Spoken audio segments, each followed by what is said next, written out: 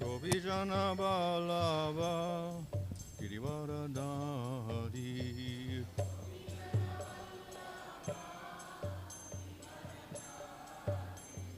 Yasodanandana Bradajandaranjanayas Jamunatira Vanachari Jamunatira Jaya Radha Madhava Kunja Bihari Jaya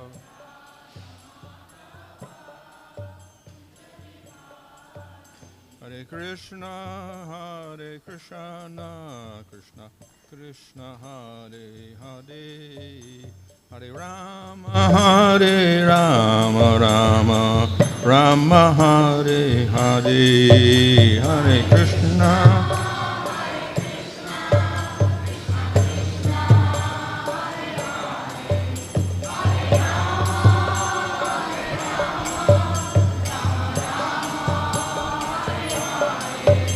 Jaya Prabhupada, Prabhupada, Prabhupada, Jaya Prabhupada, Jaya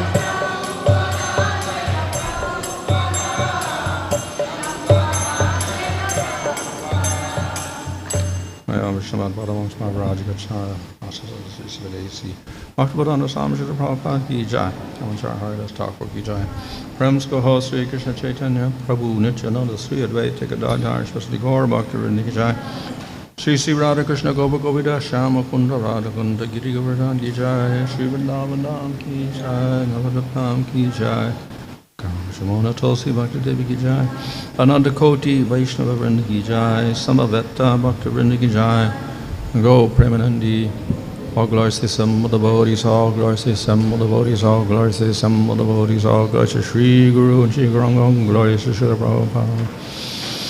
Om Namo Bhagavate Vasudevaya. Yeah, I will. Om Namo Bhagavate Vasudevaya.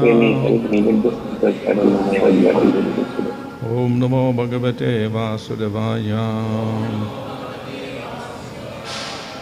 Nama Om Vishnu Padaya Krishna Prasthaya Bhutale Shrimate Bhaktivedanta Swami Niti Namane Namaste Saraswata Deve Gauravani Pracharane Nirvishesha Śṛṇvanti Paschatchadesha Tarane Sri Krishna Chaitanya Prabhu Nityananda Sri Advaita Gadadhar Shivasadi Gaur Bhaktivinoda Hare Krishna Krishna Krishna Hare Hare Hare Rama Rama Rama Hare Hare. Reading from Srimad Bhagavatam Canto 11, chapter 26, verse 29. Taye śṛṇvanti gāyanti anumodanti cādṛtāḥ mat-parāḥ śraddadhānāś bhaktim vindanti te mayi.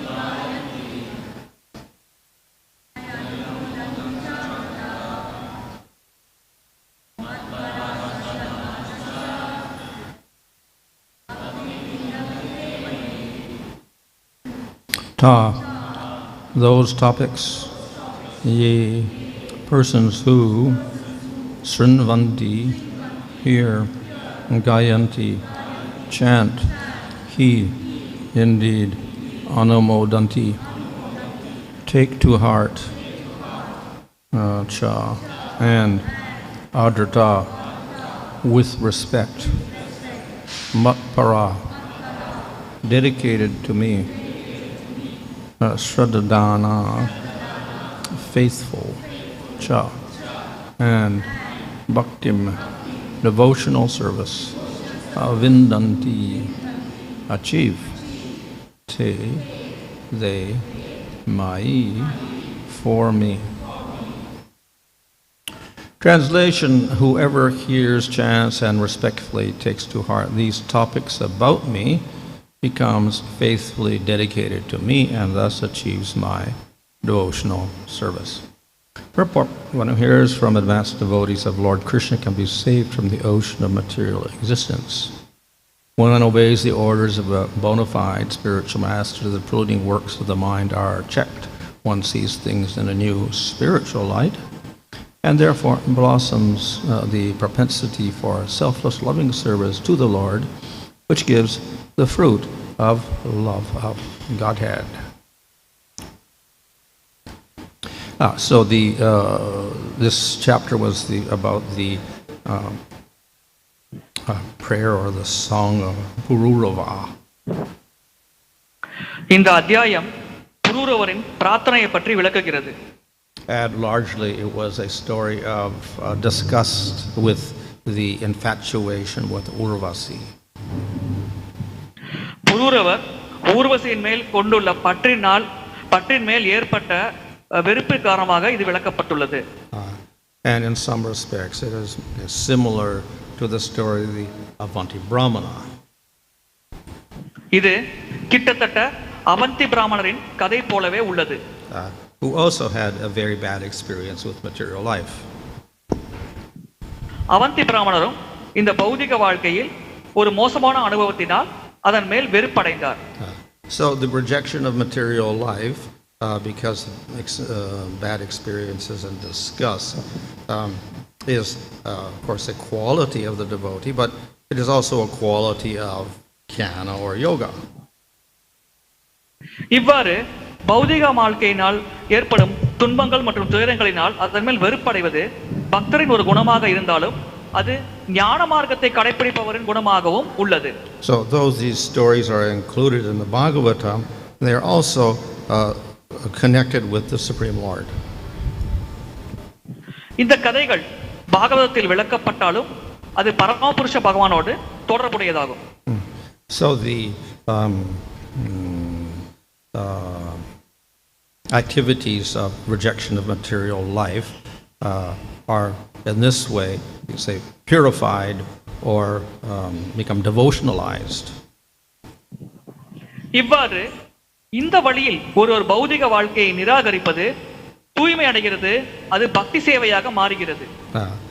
So at the same time we should understand that simply rejection of material life is not an anga of bhakti. வேறு விதமாக கூற வேண்டும் என்றால் பௌதிக வாழ்க்கையை நிராகரிப்பது மட்டுமே பக்தியின் அங்கமாக கருதப்படாது. But it can be a favorable item for advancing in one's devotion. ஆனால் பக்தியில் முன்னேறுவதற்கு இது ஒரு சாதகமான விஷயமாக கருதலாம். So in this way it can be a favorable assistant to bhakti. இந்த வழியில் இது பக்திக்கு உதவிகரமாக சாதகமாக இருக்கலாம்.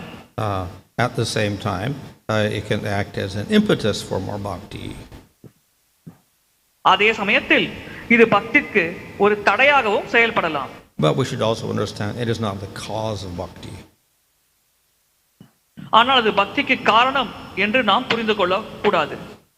And it can also become unfavorable. சில சமயங்களில் அது சாதகமற்ற நிலையை கூட உருவாக்கலாம். So we can have these elements and they can be either favorable or unfavorable depending on how we practice them. நாம் இந்த பௌதிக மூலப்பொருட்களானது உள்ளது, அது சாதகமாகவும் இருக்கலாம் பாதகமாகவும் இருக்கலாம். அதை நாம் எவ்வாறு கையாளுகிறோமோ அதை பொறுத்து இது அமைகிறது. So in the basic definition of bhakti by Rupa Goswami says you should have no other desires than the desire to serve Krishna. ரூப கோஸ்வாமி கூறுகிறார், பக்தியில் நமக்கு வேறு எந்த ஆசையும் இல்லாவிட்டால் பௌதிகமான ஆசைகள் பகவானுக்கு சேவை செய்வது மட்டுமே நம்முடைய பிரதானமான ஆசையாக இருக்கும் என்று. But then he also says jnana karma jnanavritam. It should not be obstructed by jnana, karma, etc. ஆனால் அந்த பக்தி சேவையானது ஞான மார்க்கத்தாலோ அல்லது கர்மயோகத்தாலோ பாதிப்படையக்கூடாது என்றும் கூறுகிறார். However, it is also not say devoid of karma, jnana, etc. அதோடு ஞான மார்க்கத்தையும் கர்ம மார்க்கத்தையும் ஒதுக்கிவிடுங்கள், கைவிட்டு விடுங்கள் என்றும் உபதேசிக்கிறார். So therefore we can do karma, we can do jnana, but it should not obstruct bhakti in any way. பக்திக்கு எந்தவித பாதிப்பும் ஏற்படாமல் நாம் கர்ம யோகத்தையும் ஞான யோகத்தையும் பயிலலாம். So as far as karma yoga is concerned, we see for instance that the great devotees like Prahlad or Dhruva or the Pandavas or Ambarish, they did karma yoga. சிறந்த பக்தர்களான பிரஹ்லாத் மகாராஜர், பாண்டவர்கள், அம்பரீஷ் மகாராஜர், துருவ மகாராஜர் போன்றவர்கள் கர்மயோகத்தை செய்தார்கள். But they were great devotees. ஆனால் அவர்கள் மிக சிறந்த பக்தர்களாக இருந்தார்கள். So therefore we have to conclude that they did it without any obstacles in those karma. அவர்கள் அந்த கர்மயோகத்தை பயிற்சி செய்யும் பொழுது பக்திக்கு எந்தவித தடையும் இல்லாமல் அவர்கள் அதை பயிற்சி செய்தார்கள். However, we could also do that bhakti with the karma yoga and it can be an obstacle. நாமும் அவ்வாறு பக்தி கர்மயோகத்தின் வழியாக கடைபிடிக்கலாம், ஆனால் அது தடையாக இருக்க வேண்டும் என்று பொருள் அல்ல.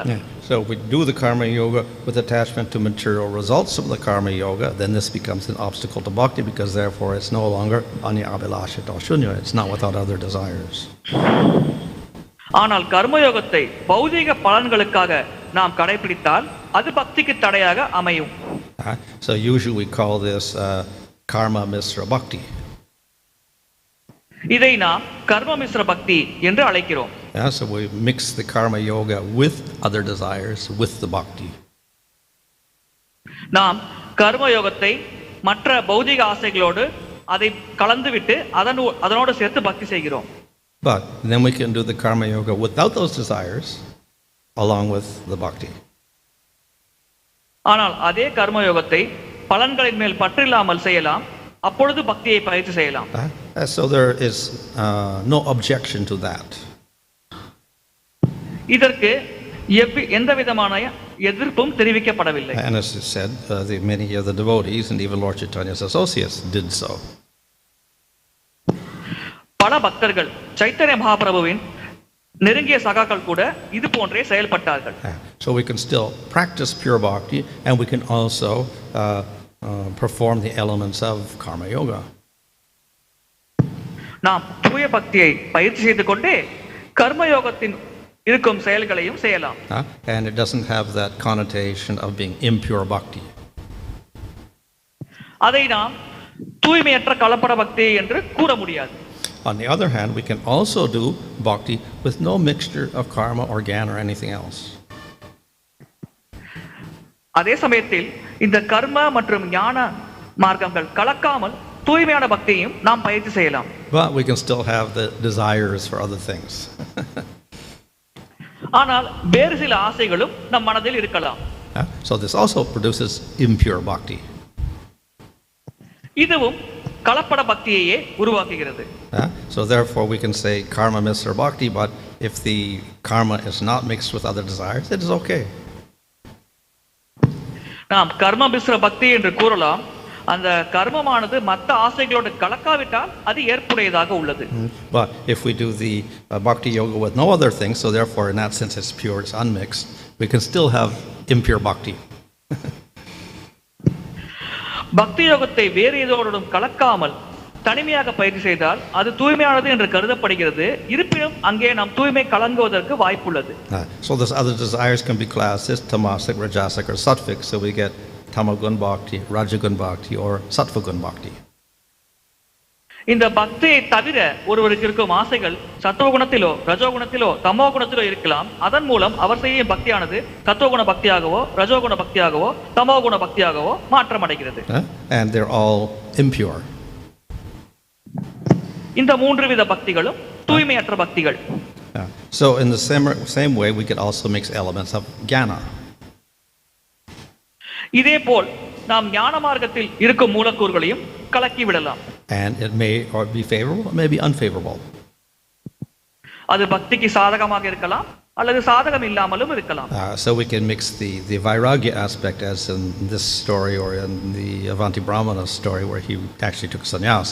So we can mix vairagya of jnana with the bhakti, and in these stories it's not unfavorable, it's favorable. நாம் இந்த கதையில் விளக்கப்பட்டுள்ளது போல வைராகியத்தை பக்தியோடு கலக்கலாம். இந்த கதையை பார்த்தோமானால் அது நமக்கு அவருக்கு சாதகமாகவே இருக்கிறது, பாதகமாக இல்லை. Or we could practice these elements of vairagya and also be attached to liberation. Then it becomes impure bhakti. ஆனால் இது போன்ற வைராகியத்தை கடைபிடித்து நாம் முக்தியின் மேல் ஆசை கொண்டிருந்தால் அது கலப்பட பக்தி என்று கூறப்படுகிறது. Or we could not practice any vairagya or anything of jnana, but still we can have a desire for impersonal liberation mixed with our bhakti, so that also is impure. அதுபோன்று ஞான மார்க்கத்தின் வழிமுறையை நாம் கடைபிடிக்காமல் இருந்தாலும் முக்திக்கான சிறு துளி ஆசை நம்மிடம் இருந்தாலும் நாம் செய்யும் பக்தி தூய பக்தி அல்ல, கலப்பட பக்தி என்றே குறிப்பிடப்படுகிறது. So therefore the main idea with pure bhakti is that we should always have the idea that we don't mix other desires with the bhakti. தூய பக்தியை சரியாக கடைபிடிக்க வேண்டும் என்றால் நாம் மற்ற ஆசைகளை பக்தியோடு கலக்காமல் இருப்பதில் மிக கவனமாக செயல்பட வேண்டும். And the reason is that we get different results from these different types of bhakti. இது போன்று பலவிதமான பக்திகளில் நமக்கு கிடைக்கக்கூடிய பலன்களும் பலவிதமாக உள்ளது. So from the bhakti of unmixed, it's a pure bhakti, unmixed with anything, only pure, then that's how we get prema. எதனுடன் கலக்காமல் தூய பக்தியை பயிற்சி செய்தால் மட்டுமே நாம் பிரேமை என்ற இலக்கை அடைய முடியும். And we do the other types of bhakti, and of course we could do karma and gyan, but with no other desire, and still we can get prema. ஆனால் கர்ம மிஸ்ர பக்தி மற்றும் ஞான மிஸ்ர பக்தி செய்து பௌதிக ஆசைகள் இல்லாமல் அதில் நாம் இருந்தால் அப்பொழுதும் நாம் பிரேமையை அடையலாம். But if we mix the desires with the bhakti, and either we do karma and gyan or we don't do it, then we don't get prema. பக்தியோடு நாம் ஆசைகளை கலந்துவிட்டால் நாம் கர்ம ஞான மார்க்கத்தை கடைபிடித்தாலும் கடைபிடிக்காவிட்டாலும் நமக்கு பிரேமையானது கிடைக்காது. So therefore the emphasis at the very beginning of nectar devotion is to define that pure bhakti. எனவேதான் பக்தி ரசாமத சிந்துவில் தொடக்கத்திலேயே தூய பக்தி பெரிதாக வலியுறுத்தப்படுகிறது. And by practicing that pure bhakti as a sadhana, then we end up with bhakti rasamrita sindhu. அந்த தூய பக்தியை நாம் சாதனையை பக்தியாக பயிற்சி செய்யும் பொழுது பக்தி ரசாமத சிந்துவில் கூறப்பட்டிருக்கும் முடிவை நாம் அடைவோம். At best, if we practice these other things, we may get a little bit of the sindhu, but not the full rasa. ஆனால் மற்ற வழிகளை நாம் கடைபிடித்தால் நாம் அந்த ரசத்தின் ஒரு துளியை அனுபவிக்கலாம், ஆனால் பூர்ணமான அந்த பகவானுடைய உறவினால் கிடைக்கும் ரசத்தை அனுபவிக்க முடியாது. So therefore we do have to have some precise knowledge in order to practice precisely to get that precise goal of prema. எனவே இந்த உயர்ந்த இலக்காகிய பிரேமையை துல்லியமாக அடைவதற்கு நாம் துல்லியமான ஞானத்தை பெற வேண்டும். அதன் மூலம் பக்தியை மிக துல்லியமாக நாம் கடைபிடிக்க வேண்டும். So we can hear all these different stories, and if the vairagya or detachment from the material world is favorable, then that is an inspiration for us. நாம் இந்த கதைகளில் பார்த்தோம் என்றால் அந்த வைராக்கியம் மற்றும் துறவு மனப்பான்மை பக்திக்கு சாதகமாக இருக்கும் விஷயத்தில் அது நமக்கு ஒரு உற்சாகம் அளிக்கக்கூடிய விஷயம் என்று கருதலாம். But if we hear those stories and we become attracted to impersonal liberation, then it's not proper. ஆனால் அந்த கதைகளை கேட்ட பிறகு நாம் பிரம்மஜோதியில் கலக்கும் அருவ முக்தியின் மேல் பற்றை ஏற்படுத்திக் கொண்டால் அது நமக்கு பக்திக்கு சாதகமான ஒன்று என்று கூற முடியாது. Therefore, in this verse it mentions that one should have full faith in the Supreme Lord. இதனால் தான் இந்த பதத்தில் ஒருவர் பரமபுருஷ பகவான் மேல் முழு நம்பிக்கை மற்றும் விசுவாசத்தை கொண்டிருக்க வேண்டும் என்று விளக்கப்பட்டுள்ளது. If the story is produced by Ragya and they decrease your faith, then it is not favorable. மாறாக இந்த கதைகளை படித்து ஒருவர் வைராக்கியத்தை வளர்த்துக் கொண்டு அவருடைய நம்பிக்கை குறைந்து விட்டது என்றால் அது பக்திக்கு சாதகமற்றது என்று கருதப்படுகிறது. So, therefore, the devotees have to be very, very careful. எனவே பக்தர்கள் மிக மிக கவனமாக செயல்பட வேண்டும். So, in discussing the rasas, the lowest rasa is called shanta rasa.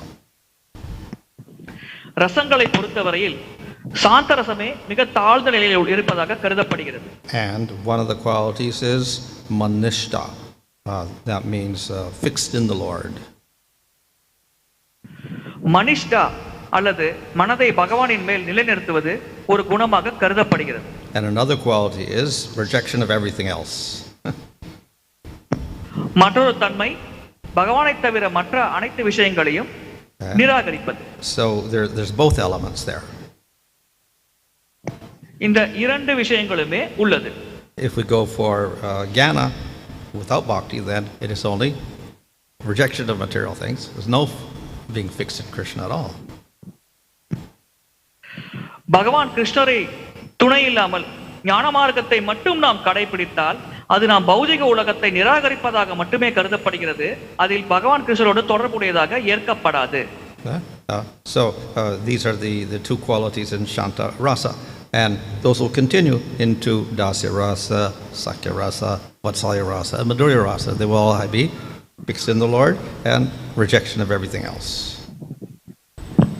இதுவே சாந்தரசத்தில் இருக்கும் இரண்டு குணநலன்களாகும்.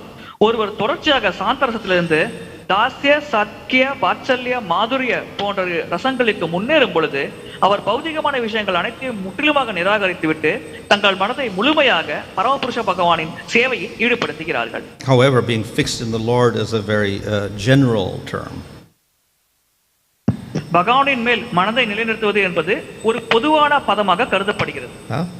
And then when it comes to dasya, what is different is, along with that quality of being fixed in the Lord and be detached from material things, is possessiveness of the Lord and service to the Lord. தாசிரத்தில் இருக்கும் ஒருவர் பௌதிகமான விஷயங்களை நிராகரித்து பகவானின் மேல் பற்றை வளர்த்துக் கொள்வது என்பது அவர் மேல் ஒரு உடைமை அல்லது அவர் தனக்குடையவர் என்ற ஒரு மனநிலையை வளர்த்துக் கொண்டு அவருக்கு சேவை செய்யும் ஆர்வத்தை வெளிப்படுத்துவதாகும். So this means that in shanta rasa, yes, we accept the Lord, but no service, no attachment. So it is kind of minimal fixation in the Lord. சாந்த ரசத்தில் ஒருவர் பகவானை ஏற்கலாம், ஆனால் அவருக்கு சேவை செய்வதில்லை, அவர் மேல் பற்று கொள்வதில்லை. So therefore the dasya is superior to the shanta rasa. இந்த வகையில் தாசிரசம் சாந்தரசத்தை விட மேலானதாக கருதப்படுகிறது. But the same quality of being fixed in the Lord is still there, and rejection of material things is there in the dasya as well. But we get the extra quality of service and possessiveness. இந்த இரண்டு ரசங்களிலும் பௌதிகமான விஷயங்களை நிராகரித்து விட்டு பகவானின் மேல் மனதை நிலைநிறுத்துவது என்பது பொதுவான விஷயமாகும். ஆனால் தாசிரசத்தில் இதைவிட அதிகமாக பகவானின் மேல் நமக்கு ஒரு உரிமை ஆனதை நாம் எடுத்துக்கொள்கிறோம். But as we progress to the other rasas, then the possessiveness becomes stronger and stronger. மற்ற ரசங்களாகிய சக்கிய, வத்சல்ய, மாதுரிய ரசங்களுக்கு நாம் முன்னேறும் பொழுது பகவான் தன்னுடையவர் என்ற உணர்வானது பலப்படுத்திக் கொண்டே பலமாக செல்கிறது. And the intimacy becomes stronger and stronger. பகவானுடனான நெருக்கம் அதிகரித்துக் கொண்டே செல்கிறது. So in this way, the detachment of the material world exists in all the rasas itself, but actually we could say the attachment to Krishna becomes more prominent and prominent in all of these. அனைத்து ரசங்களிலும் இந்த பௌதிக உலகத்தின் மேல் இருக்கும் பற்றின்மை என்பது பொதுவான விஷயமாக இருந்தாலும் ஒவ்வொரு ரசத்திலும் பகவானின் மேல் இருக்கும் பற்று மற்றும் உரிமை உணர்வானது அதிகரித்துக் கொண்டே செல்கிறது. Thus, in these stories, we have the emphasis upon detachment, but we should never forget this is always linked with the attachment to the Supreme Lord. எனவேதான் இந்த கதைகளில் பௌதிகமான விஷயங்களின் மேல் பற்றின்மை வளர்த்துக் கொள்வது வலியுறுத்தப்பட்டாலும் அது பகவானின் மேல் பற்றை வளர்த்துக் கொள்வதோடு தொடர்புடையதாகவே நாம் பார்க்க வேண்டும். Hare Krishna Maharaj. Through the Vedic literatures, even in writings of Prabhupada, we see always Prabhupada mentions advanced devotees. One should take shelter of bona fide spiritual master. So question is, a neophyte devotee or a sadhaka, if he is not qualified, how can he recognize who is advanced or who is bona fide? So he may think anybody can be advanced, and so how to clarify this? பிரபுபாதர் மூத்த பக்தர்களின் சங்கம் மற்றும் அங்கீகரிக்கப்பட்ட குருமாரின் சங்கத்தை ஏற்க வேண்டும் என்று கூறுகிறார். புதிதாக வரும் ஒரு பக்தருக்கு யார் மூத்த பக்தர், யார் அங்கீகரிக்கப்பட்ட குரு என்று தெரியாதே அவர் எவ்வாறு இந்த பிரபுபாதரின் உபதேசத்தை கடைபிடிப்பது? So it is very difficult for one who is a kanishta and who doesn't even associate with devotees and only worships the Lord to advance at all. கனிஷ்ட அதிகாரியானவர் பக்தர்களோடு சங்கத்தை கூட வைப்பதில்லை. அவர் பகவானை மட்டும் வழிபட்டு பக்தியில் முன்னேற முயற்சிக்கிறார். அவருக்கு இது மிகவும் கடினமான ஒரு விஷயமாகும். But provided they don't commit any offenses against the devotees or the Lord, and they're fixed in the Lord, then the higher devotees can be merciful to them and give them instructions. ஆனால் அந்த கனிஷ்ட அதிகாரியானவர் பக்தருக்கோ பகவானுக்கோ அபராதம் ஏதும் புரியாமல் பகவானின் மேல் பற்றை கொண்டிருந்தால் உயர்ந்த பக்தர்கள் அவருக்கு கருணையை வழங்கலாம். So therefore the kanishta should accept the instructions from any madhyama. கனிஷ்ட அதிகாரியானவர் மத்தியம அதிகாரி அல்லது மத்தியம பக்தரிடம் இருந்து உபதேசத்தை பெறலாம். Now, as he advances and becomes, let's say he starts bhakti and becomes a madhyama, then he also has to begin to choose not only devotee over non-devotee, but also what type of devotee. அத்தகைய கனிஷ்ட அதிகாரியான பக்தர் மத்தியம அதிகாரி என்ற நிலைக்கு உயரும் பொழுது பக்தர்கள் அபக்தர்கள் என்று மட்டும் பாகுபாடு பார்க்கக்கூடாது. பக்தர்களில் அவர் எந்த வகையான பக்தர் என்பதை பற்றிய ஞானமும் அவருக்கு இருக்க வேண்டும். So the devotee who wants to advance should distinguish between different types of devotees. பக்தியில் முன்னேறும் பக்தர்கள் பலவிதமான பக்தர்களிடம் இருக்கும் வேறுபாட்டை கண்டறிய வேண்டும். That is lower kanishtas, equals, and higher. அது கனிஷ்ட அதிகாரி, மத்தியம அதிகாரி, உத்தம அதிகாரி மூன்று நிலைகளில் அவர் பாகுபாடு அறிந்து செயல்பட வேண்டும். So because he can distinguish these, then he has different relationships with these different types of devotees. இவ்வாறு அவர் பாகுபாடு படுத்தினால் அவர் ஒவ்வொரு நிலையில் இருக்கும் பக்தர்களுக்கு ஏற்றாற்போல் ஒவ்வொரு உறவு முறையை வளர்த்துக் கொள்கிறார். And that is the cause of his advancement. இதுவே அவருடைய முன்னேற்றத்திற்கு காரணமாக அமைகிறது. So if we don't make distinctions, then we can't advance. இவ்வாறு வேறுபாடு காணாவிட்டால் நம்மால் பக்தியில் முன்னேற முடியாது. So as a devotee we can say, well, I don't have the ability. Then we should get the ability, otherwise we can't advance. ஒரு பக்தராக எனக்கு இந்த பிரித்தறியும் அறிவு இல்லை என்று நாம் கூறலாம். ஆனால் அந்த திறமையை நாம் வளர்த்துக் கொள்ள வேண்டும். அப்பொழுதுதான் நாம் பக்தியில் முன்னேற முடியும். So this is like the example of the gardener. இது ஒரு தோட்டக்காரனின் உதாரணத்தை வைத்து புரிந்து கொள்ளலாம். So the gardener waters the plants and makes sure they grow. தோட்டக்காரர் செடிகளுக்கு நீரூற்றி அது வளர்கிறது என்பதை உறுதி செய்து கொள்கிறார். So the devotee is the gardener and he gets the seed by the mercy of Krishna and Guru, and then he plants the seed and he waters the seed.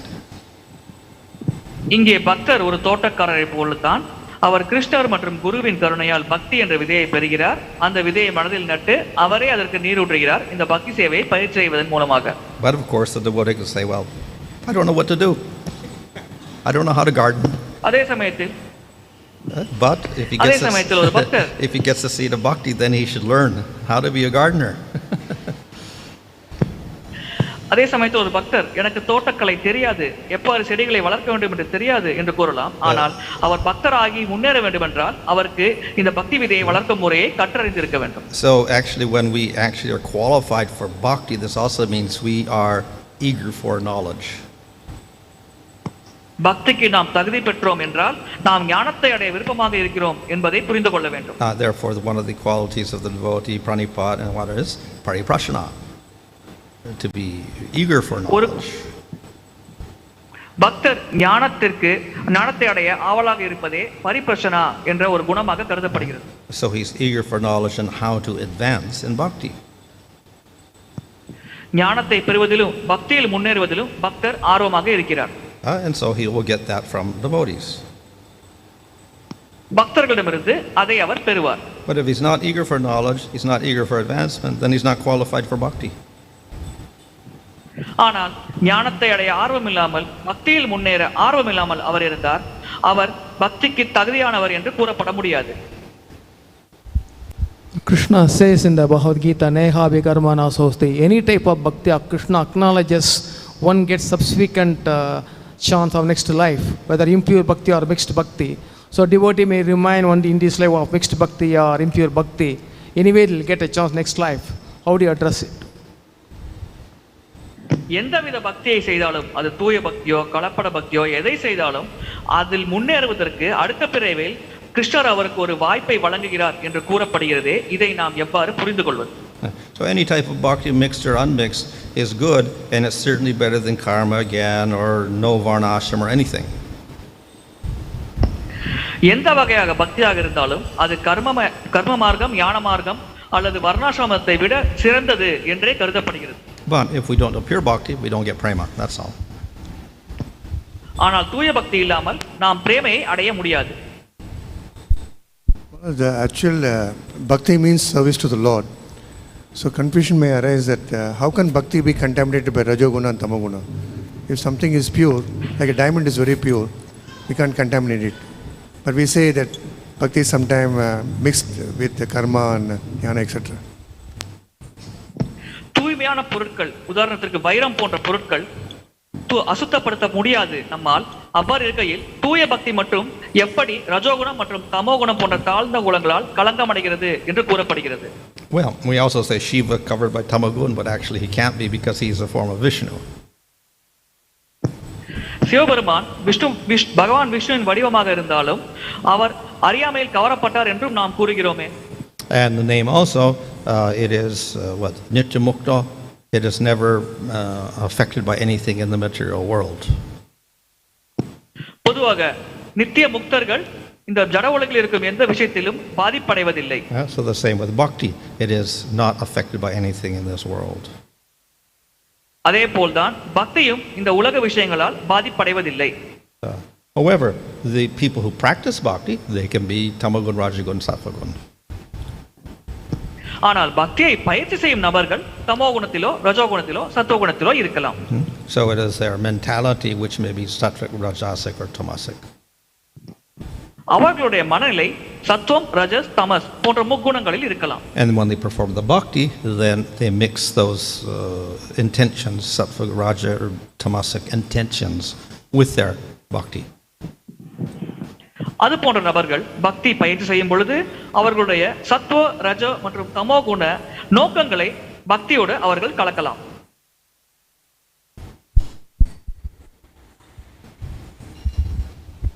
Hare Krishna Maharaj, thank you for the wonderful lecture Maharaj. Maharaj, I have a question that initial part of the lecture you said that rejection of material nature is not necessary, but it creates impetus to practice bhakti nicely.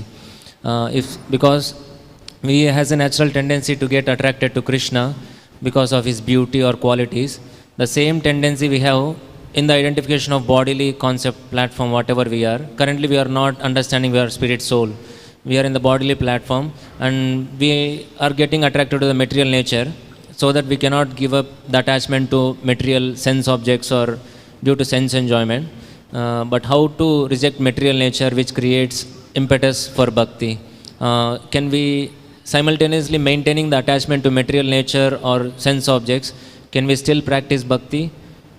It is my doubt or question, Maharaj. பௌதிக உலகத்தில் இருக்கும் விஷயங்களை நிராகரித்து விட்டால் அது பக்திக்கு உந்துதலாக இருக்கும் என்று கூறுகிறீர்கள். ஆனால் தற்காலத்தில் இருக்கும் பக்தர்களாகிய நாம் பௌதிகமான விஷயங்களில் அதிகமான ஈடுபாடு வைத்திருக்கிறோம், அதே சமயத்தில் பக்தியில் பயிற்சி செய்கிறோம். இவ்வாறு இருக்கையில் எப்படி திடீரென்று அந்த விஷயங்களை கைவிடுவது, எப்படி பக்தியில் முன்னேறுவது? So in the practice of bhakti, we're cultivating attraction for Krishna. பக்தியை பயிற்சி செய்யும் பொழுது நாம் கிருஷ்ணரின் மேல் ஒரு ஈர்ப்பை வளர்த்துக் கொள்கிறோம். Which means we take Krishna as the enjoyer, not ourselves. அதன் பொருள் கிருஷ்ணரே அனுபவிப்பாளர் என்பதை நாம் உணர்ந்து கொள்கிறோம், நான் அனுபவிப்பாளர் என்ற எண்ணத்தை கைவிடுகிறோம். And thus within bhakti there is automatic renunciation. பக்திக்குள்ளேயே துறவும் கலந்து உள்ளது. So in the beginning of bhakti, of course, the bhakti is weak and material tendencies are strong.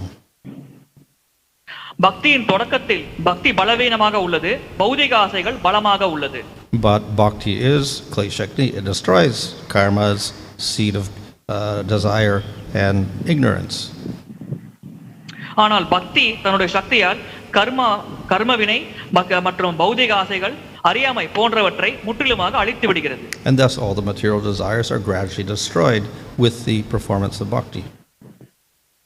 இதன் காரணமாக பக்தி பயிற்சி செய்யும் பொழுது பௌதிக ஆசைகள் படிப்படியாக அழிந்து விடுகிறது. So there is a natural vairagya. எனவே இயற்கையாகவே அந்த நபரிடம் வைராக்கியம் ஏற்படுகிறது. And people of this world are at all sorts of different stages. இந்த உலகத்தில் இருக்கும் மக்கள் பல நிலைகளில் இருக்கிறார்கள். Some are qualified for renunciation or sannyas, others are not. சிலர் சந்நியாசம் அல்லது துறவு வாழ்க்கை மேற்கொள்ள தகுதி உடையவர்களாக இருக்கிறார்கள், பலர் அவ்வாறு இருப்பதில்லை. But that does not disqualify anyone from starting the process of bhakti. ஆனால் பக்தியை பயிற்சி செய்வதிலிருந்து இந்த போன்ற தகுதிகள் ஒருவருக்கு தடையாக இருப்பதில்லை. And by doing that, they can even surpass the stage of sannyas, etc. பக்தியை பயிற்சி செய்வதன் மூலமாக ஒருவர் சன்னியாசி என்ற நிலையை கடந்து செல்லலாம். So the renunciation of material enjoyment is automatically included with the development of bhakti.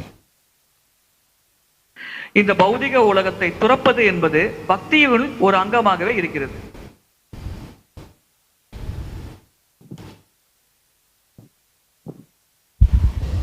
Hare Krishna Maharaj. So why to do angas of karma if there is if it is not favorable for bhakti, nor we have material desire or anything else? Why some devotees do angas of karma? Like why they do angas of karma? If like you told Lord Chaitanya's associates used to do angas of karma simultaneously. ஒருவர் பௌதிக ஆசைகளை விட வேண்டும், பக்தியில் முன்னேற வேண்டும் என்று ஆசைப்பட்டால் அவர் ஏன் கர்ம மார்க்கத்தின் அங்கங்களை கடைபிடிக்க வேண்டும்? So one is, if we are householder, married, then we do have to support our family. நாம் கிரகஸ்தராக இருந்தால் நாம் நம்முடைய குடும்பத்தை பராமரிக்க வேண்டும். And therefore we have to work. அதன் காரணமாக நாம் பணிக்கு செல்ல வேண்டும். So of course we can work any which way, but following karma or varnashram is favorable in that sense because we avoid sinful activity, violence to other living entities, etc. That's favorable for bhakti. நாம் எந்த பணிக்கு வேண்டுமானாலும் செல்லலாம், ஆனால் கர்ம மார்க்கத்தை கடைபிடிக்கும் பொழுது அதில் நாம் பாவ காரியங்களில் ஈடுபடுவதில்லை, அது பக்திக்கு சாதகமாக நமக்கு இருக்கிறது. So we follow karma yoga to the extent that we have to maintain ourselves and our family, and at the same time avoid those elements of karma yoga that are contrary to bhakti, like worship of devotees, etc. கர்ம மார்க்கத்தில் நாம் குடும்பத்தை பராமரிக்க வேண்டிய அளவிற்கு என்னென்ன விஷயங்கள் தேவையோ அதை நாம் ஏற்றுக்கொள்கிறோம், ஆனால் அதை தவிர பக்திக்கு பாதகமாக ஏதாவது விஷயம் இருந்தால் அதை நாம் நிராகரிக்கிறோம். So therefore we do the karma yoga, but it is without the desire, so it is nishkama karma yoga. எனவே ஆசை இல்லாமல் நாம் கர்மயோகத்தை பயிற்சி செய்யும் காரணத்தினால் அது நிஷ்காம கர்மயோகமாக கருதப்படுகிறது. So that's one reason. The other, of course, is we see the example of a person like Ambarish or someone like that. He's the king and he follows his kingly duties. So there's another reason also, and that is that he sets an example for people who are not qualified for bhakti. At least if they can't do bhakti, let them do karma yoga.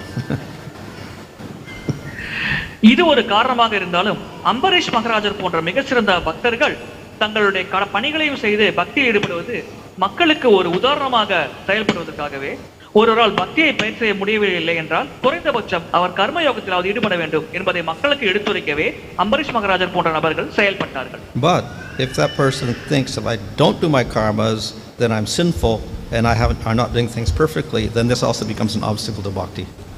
So that's karma avartam instead of anavartam. It becomes an obstacle. ஆனால் அந்த நபர் என்னுடைய கடமைகள் சரியாக செய்யாமல் பக்தி மட்டும் செய்தால் அது நான் இழைக்கும் குற்றம் என்று கருதினால் அது கர்ம அனர்த்தம் என்று கருதப்படுகிறது. அது பக்திக்கு தடையாகவே இருக்கிறது. Hare Krishna Maharaj. So what is Sankhya Samadhi? Sankhya Samadhi. Sankhya Samadhi. Yeah, where is that in the verse? Anything? Because in perceiving objects, the Atma does not need to take shelter of any other instruments. Thus, it does not have vikalpa. So that is nirvikalpa samadhi, Maharaj. So in savikalpa samadhi, it is the opposite. What's the opposite? Because however, when a person takes support of Sankhya Samadhi, with destruction of everything falls, then in Samadhi one must take shelter of an opposite nature or Vikalpa. This is called Savikalpa Samadhi. Not able to understand this statement, Maharaj. சாங்கிய சமாதிக்கும் சவிகல்ப சமாதிக்கும் முரண்பாடு தெரிகிறதே, இதை எவ்வாறு புரிந்து கொள்வது? Please ask questions related to today's class, because if you read some other literatures and Acharya Sannyas, it will be difficult. Online questions. Thank you. Hare Krishna. Raghavendra Prabhu, can you hear me loud and clear? Yes, Prabhuji. Sorry. And if you feel any disturbance, just let me know. We will activate the... If required, I can read, Prabhuji, from a chat, if you permit me. I can read and I can translate. Prabhu, I think your voice is not clear. Hare Krishna Prabhu. Sureshwar Prabhu. Yeah. No worries. Hare Krishna Danat Pranam Maharaj. This is your servant Guru Kripa Mayadas. Sumitra Prabhu, am I audible? Yes. Thank you, Prabhuji. The first question is from His Grace Jivan Gaura Hari Prabhu. When spirituals, for a sadhaka, at what stage of devotional service does he manifest spiritual senses? பக்தி சேவையில் ஈடுபடும் ஒரு சாதகர் எந்த நிலையில் ஆன்மீக புலன்களை வெளிப்படுத்துகிறார்? So actually we need spiritual senses to see the Lord or perceive the Lord. பகவானை நேராக காண்பதற்கும் அவரை புரிந்து கொள்வதற்கும் நமக்கு ஆன்மீக புலன்கள் தேவைப்படுகிறது. So the first perception takes place in bhava. பாவ நிலையில்தான் முதல் புரிதலானது ஏற்படுகிறது. So bhava is defined as Suddha Sattva Visheshatma, which is explained by our acharyas as being the manifestation of samvit and hladini shaktis in the jiva. பாவநிலை சுத்த சத்துவ விசேஷ ஆத்மா அல்லது ஒரு ஜீவாத்மாவில் சம்வித் மற்றும் கிளாதினி சக்திகள் வெளிப்படும் நிலை என்று ஆச்சாரியர்கள் விளக்குகிறார்கள். So samvit means, of course, spiritual consciousness, knowledge. So how do we do that? We must have spiritual senses to perceive the Lord. சம்வித் என்றால் ஆன்மீக ஞானத்தை புரிந்து கொள்வதை பற்றி குறிப்பிடுகிறது. அதை புரிந்து கொள்ள நமக்கு ஆன்மீக புலன்கள் தேவைப்படுகிறது. So the spiritual senses and the spiritual body begin to function in the stage of bhava. பாவ நிலையில் ஆன்மீக புலன்களும் ஆன்மீக உடலும் செயல்பட தொடங்குகிறது. Thank you so much for the clarity, Maharaj. The second part of this question is, Nitya Mukta, with such spiritual senses, his senses can they perform the action of the other senses as well? நித்திய முக்தர்களுக்கு ஆன்மீக புலன்கள் இருக்கிறதே, அப்பொழுது அவர் மற்ற புலன்களின் செயல்களையும் செய்ய முடியுமா? Of course, we should not think of the spiritual body and the spiritual senses like we think of the material senses. பௌதிக புலன்களை மனதில் வைத்துக்கொண்டு அதை ஒத்துதான் ஆன்மீக உடல் ஆன்மீக புலன்கள் இருக்கும் என்று நாம் சிந்திக்க கூடாது. Our material body and our material senses are very limited. நம்முடைய பௌதிக உடல் பௌதிக புலன்கள் வெகு வெகு குறைவான அளவில் அல்லது வரையறைக்கு உட்பட்டே செயல்படுகிறது.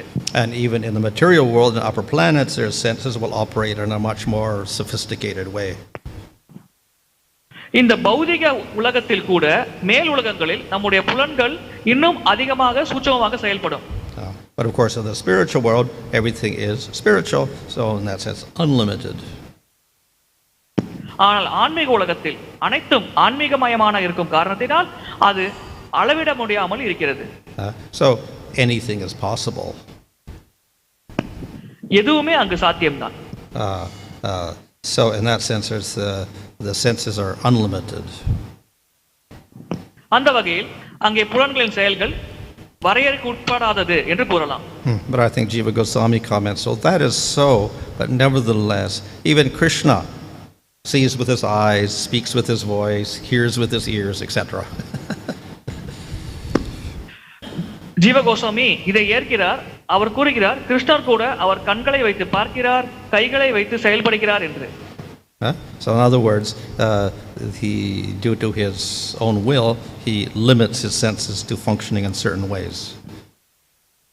அவருடைய அதாவது பகவான் கிருஷ்ணன் இச்சைக்கு ஏற்றாறு போல் அவருடைய புலன்களின் செயல்கள் ஒரு வரையறைக்கு உட்பட்டு செயல்படுகிறது. Thank you, Maharaj. Thank you for the clarity. The next question is from Kalyan Kumar Prabhu. By any chance, a sadhaka who is in Kanishta or Madhyama, is there a chance that he can feel a tinge of that bhava or prema at any point in time? Is there a possibility? In what stage? கனிஷ்ட நிலை அல்லது Kanishta, okay. கனிஷ்ட நிலை அல்லது மத்தியம நிலையில் உள்ள பக்தர் இந்த பாவநிலை அல்லது பிரேம நிலையை பற்றி ஒரு சிறு துளி அனுபவம் பெறுவதற்காக ஏதேனும் வாய்ப்பு உள்ளதா? Well, there's what we call bhava bhas. இது bhava bhas என்று அழைக்கப்படுகிறது. Which means it's not real bhava. அது உண்மையான பாவநிலை அல்ல. So that can manifest in a kanishta or a madhyama. இது கனிஷ்ட அதிகாரியின் மனதிலோ அல்லது மத்திய அதிகாரியின் மனதிலோ தோன்றலாம். Hare Krishna, the Zoom users, please unmute your mic. So it's not real, but some symptoms which may appear like bhava may appear. அது உண்மையான பாவநிலை அல்ல, அதில் தோன்றும் அறிகுறிகள் பாவநிலையை போன்று இருக்கலாம். However, the real perception of the Lord will take place in bhava stage itself. உண்மையாக பகவானை புரிந்து கொள்வது என்பது ஒரு பக்தருக்கு பாவநிலையில் மட்டும்தான் ஏற்படுகிறது. And in a sakti stage, there will be like a reflection of Krishna.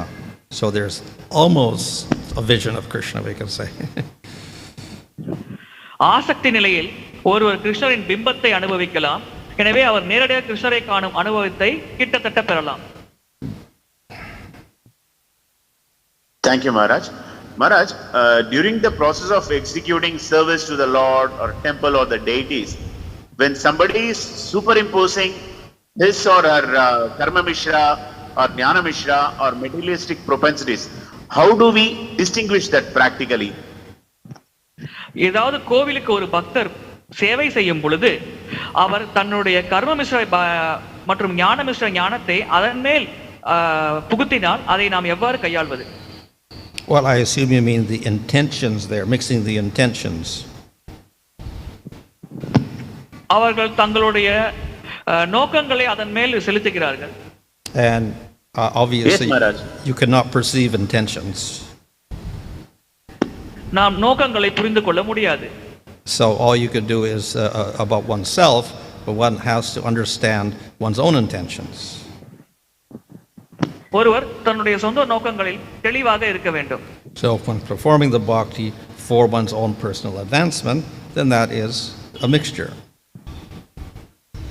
ஒருவர் வாழ்க்கையில் முன்னேறுவதற்காக பக்தியை பயிற்சி செய்தால் அது கலப்பட பக்தியாக கருதப்படுகிறது. And if one's doing only for the pleasure of Krishna, then it is pure.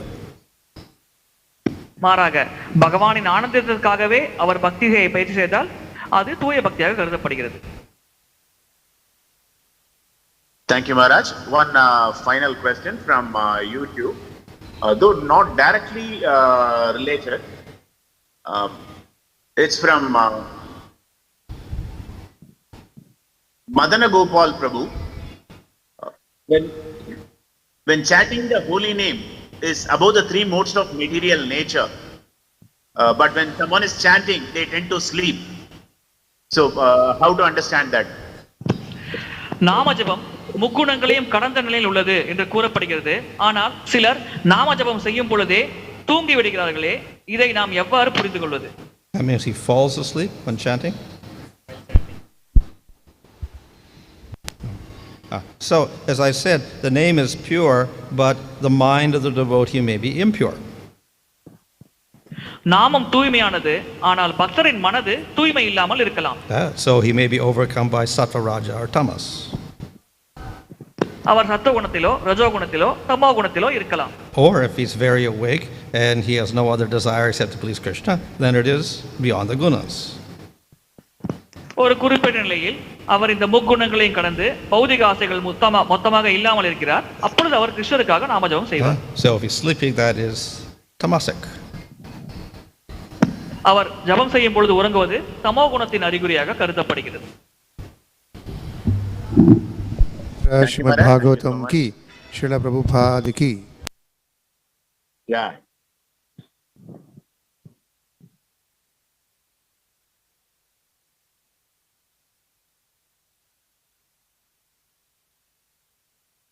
Sureshwar Prabhu?